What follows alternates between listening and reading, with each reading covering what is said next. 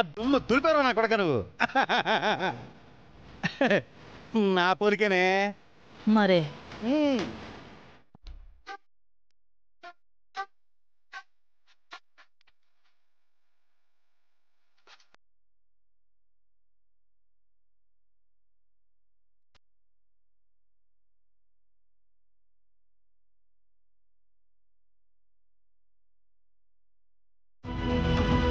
క్షణం కూడా ఆలోచించకుండా వెంటనే మా అన్నయ్యని చూడాలని వచ్చేసాడమ్మా. చాలా మంచి పని చేశారు.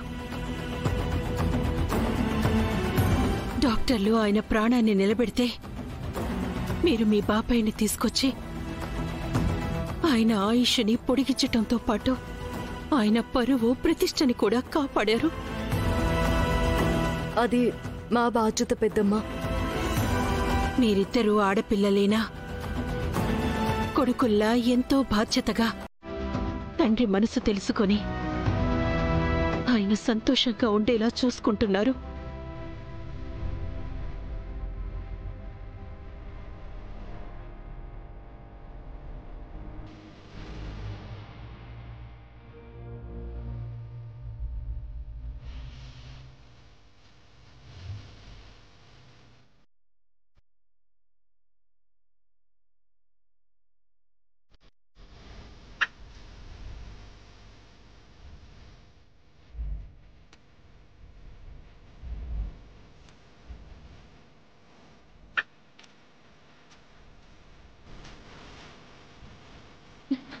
మిమ్మల్ని ఇలా చూస్తుంటే నాకు ఎంతో గర్వంగా ఉంది. బంగారం లాంటి బిడ్డల్నిచ్చాడు నాకు ఆ దేవుడు. నాకింకేం కావాలి? సరే సరే, మీరింతకీ ఎప్పుడు తిన్నారో ఏమో. కాళ్ళు చేతులు కడుక్కురండి, నేను భోజనం ఏర్పాట్లు చేస్తాను. అమ్మా, మేము తర్వాత తింటాం. నువ్వు వెళ్ళి నాన్నకి ఏం కావాలో చూడు. భర్త గురించి ఆలోచిస్తూ బిడ్డల ఆకలి ఎలా మర్చిపోతాను. ఇంకేం మాట్లాడకుండా మీరు వెళ్ళి కాళ్ళు చేతులు కడుక్కురండి. త్వరగా రండి. రండి.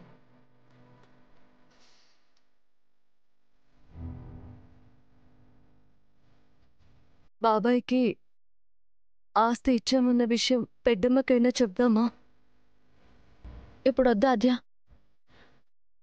ప్రస్తుతానికి అదంతా ఆపేద్దాం. తప్పనిసరి చెప్పాల్సి వస్తే అప్పుడు సమయం సందర్భం చూసి చెప్దాం. పెద్దమ్మ ఆనందాన్ని చూడాలా, లేకపోతే పెదనాన్నకి నిజం తెలిస్తే ఆయన ఏమైపోతారనే భయంతో ఉండాలా? అర్థం కావడం లేదు రామా. మనకిప్పుడు ఇది చాలా పెద్ద టాస్క్. అవునాద్య, కొన్నింటికి కాలమే సమాధానం చెప్తుంది.